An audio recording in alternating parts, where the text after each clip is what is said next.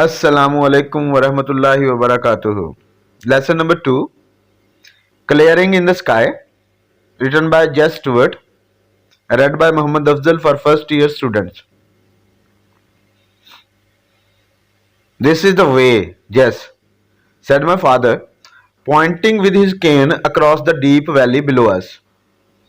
I want to show you something you haven't seen for many years. Isn't it too hot for you to do much walking? I wiped the streams of sweat from my face to keep them from stinging my eyes. I didn't want to go with him. I had just finished walking a half mile uphill from my home to his.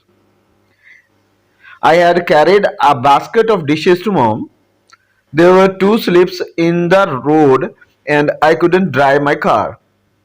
And I knew how hot it was. It was 97 in the shade. I knew that from January until April, my father had gone to 8 different doctors. One of the doctors had told him not to walk the length of a city block. He told my father to get a taxi to take him home, but my father walked home 5 miles across the mountain and told mom what the doctor had said. 40 years ago, a doctor had told him the same thing, and he had lived to raise a family of 5 children. He had done as much hard work in those years as any man. I couldn't protest to him now. He had made up his mind. When he made up his mind to do a thing, he would do it if he had to crawl. He didn't care if it was 97 in the shade or 16 below zero. I wiped more sweat from my face as I followed him down the little path between the pasture and the meadow. Suddenly he stopped at the edge of the meadow, took his pocket knife from his pocket, and cut a wisp of alfalfa. He held it between him and the sun. Look at this, Jess, he bragged. Did you ever see better alfalfa grow out of the earth? It's the best looking hay I've ever seen any place, I said. I've not seen better looking alfalfa even in the little sandy river bottoms. When I bought this little farm, everybody around here said I would end up with my family at the country poor farm if I tried to make a living here. He bragged again. It took me 30 years to improve these old worn out acres to make them do this. I like these woods, Jess, my father said. Remember when we used to come here to hunt for squirrels? Remember when we sat beneath these hickories and the squirrels threw green hickory shells down at us?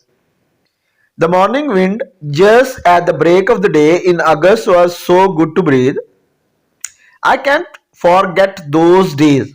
And in October, when the rabbits were ripe and the frost had come, and the hickory leaves had turned yellow, and when the October winds blew, they rustled the big leaves from the trees and they fell like yellow raindrops to the ground. Remember, he said, looking at me with his pale blue eyes, how our hounds, Rag and Scott, would make the rabbits circle. These were good days, Jess. That's why I remember this mountain. Is that what you wanted to show me? I asked. Oh, no, no, he said as he began to climb the second bluff that lifted abruptly from the flat toward the sky. The pines on the top of the mountain above us looked as if the fingers of their long boughs were fondling the substance of white cloud. Whatever my father wanted me to see was on the top of the highest point of my farm. And with the exception of the last 3 years, I had been over this point many times. I had never seen anything extraordinary upon this high point of rugged land. I had seen the beauty of many wild flowers, a few rock cliffs, and many species of hard and soft wood trees. Why do you take the path straight up the point? I asked. Look at these other paths. What are they doing here? Within the distance of a few yards, several paths left the main path and circled around the slope, gradually climbing the mountain. All the paths go to the same place, he answered. Then why do you take the Stephen? I asked. I'll explain later. He spoke with half breaths. He rested a minute to catch his second wind while I managed to stand on the path by holding to a little sapling because it was too steep for my feet to hold unless I braced myself. Then my father started to move slowly up the path again, supporting himself with his cane. I followed at his heels. Just a few steps in front of him, a fox squirrel crossed the path and ran up a hickory tree. See that? Yes, he shouted. Yes, I did, I answered. That brings back something to me, he said. Brings back the old days to see a fox squirrel. But this won't bring back as much as something I am going to show you. My curiosity was aroused. I thought he had found a new kind of wild grass or an unfamiliar herb or a new kind of tree, for I remembered the time he had found a coffee tree in our woods. It is, as far as I know, the only one of its kind growing in our country. Only twice did my father stop to wipe the sweat from his eyes as he climbed the second steep bluff toward the fingers of the pines. We reached the limbless trunks of these tall, straight pines whose branches reached toward the blue depth of the sky, or the white cloud was now gone. I saw a clearing, a small clearing of not more than three-fourths of an acre in the heart of this wilderness, right on the mountain top. Now, you are coming to something, son, he said as he pushed down the top wire so he could cross the fence. This is something I want you to see. Who did this? I asked. Who cleared this land and fenced it? Fenced it against what? Stray cattle, if they ever get out of the pasture, he answered me curtly. I cleared this land and I fenced it. But why did you ever climb to this mountain top and do this? I asked him. Look at the fertile land we have in the valley. Fertile, he laughed as he reached on and picked up a double handful of leaf rot loam. This is the land, son. This is it. I have tried all kinds of land. Then he smelled the dirt. He whiffed and whiffed the smell of this wild dirt into his nostrils. Just like the fresh air, he said as he let the dirt run between his fingers. It's pleasant to touch too, he said. But, Dad, I said. I know what you think, he interrupted. Your mother thinks the same thing.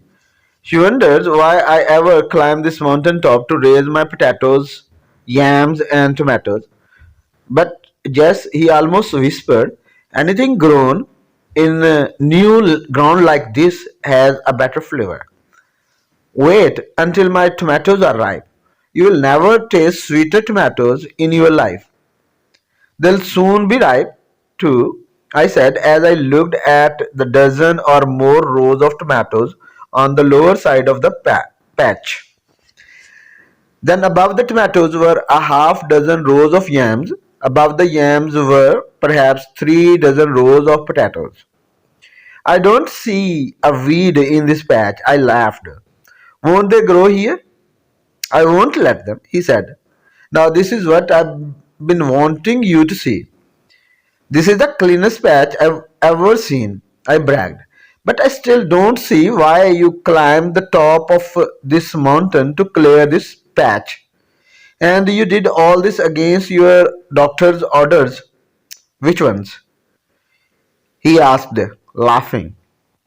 Then he sat down on a big oak stump, and I sat down on a small black gum stump near him. This was the only place on the mountain where the sun could shine to the ground.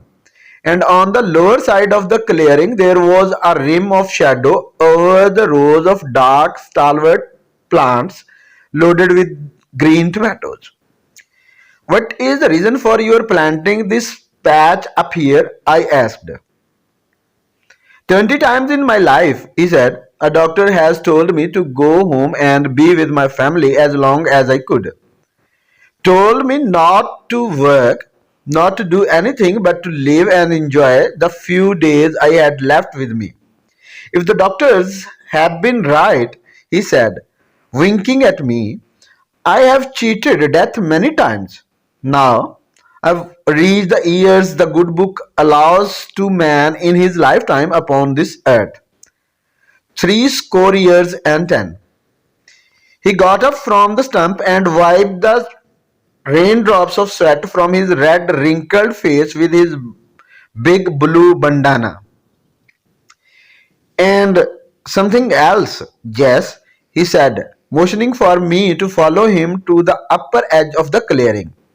You won't understand until you reach 70 and 10.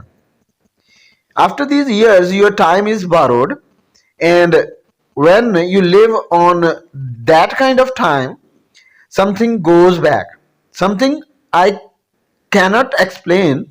You go back to the places you knew and loved.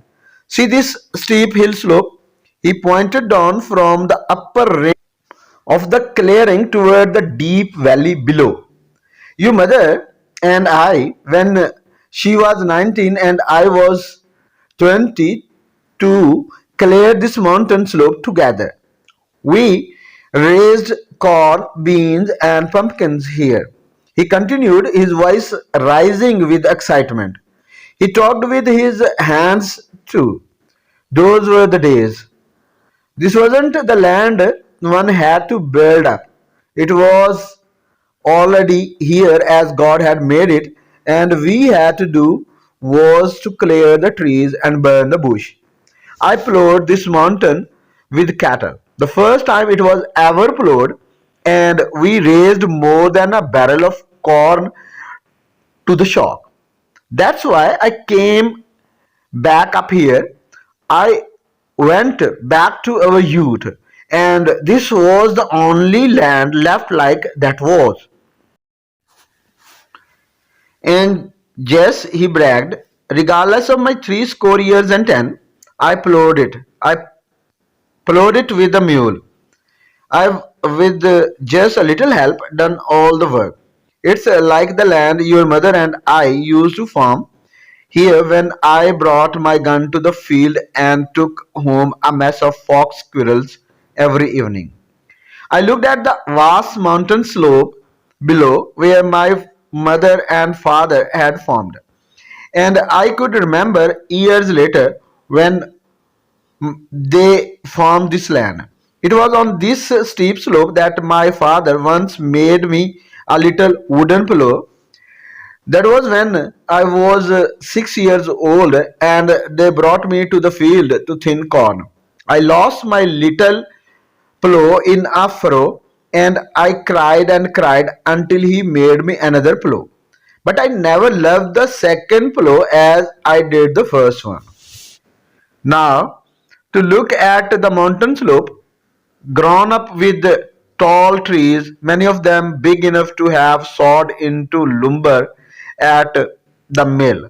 It was hard to believe that my father and mother had cleared this mountain slope and had farmed it for many years. For many of the trees were 60 feet tall, and the wild vine had matted their tops together. And yes, he almost whispered, the doctors told me to sit still and to take life easy. I couldn't do it. I had to work. I had to go back. I had to smell this rich loam again. This land is not like the land I had to build to grow alfalfa. This is real land. It's the land that God left. I had to come back and dig in it. I had to smell it, sift it through my fingers again, and I wanted to taste yams, tomatoes, and potatoes grown in this land. From this mountain top, I looked far in every direction over the rugged hills my father and mother had cleared and farmed corn, maize, and cane. The one slope they hadn't cleared was the one from which my father had cleared his last small patch. I followed him from his clearing in the sky down a new path toward the deep valley below.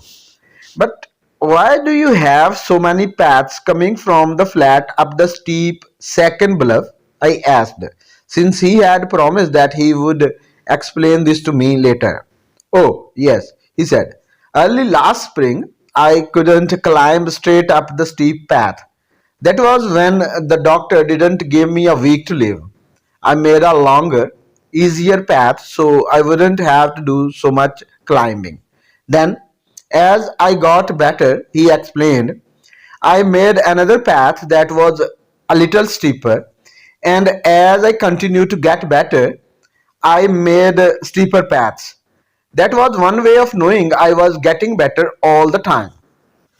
I followed him down the path that wound this way and that, 3 times the length of the path we had climbed. End of lesson 2, read by Muhammad Afzal for first year students.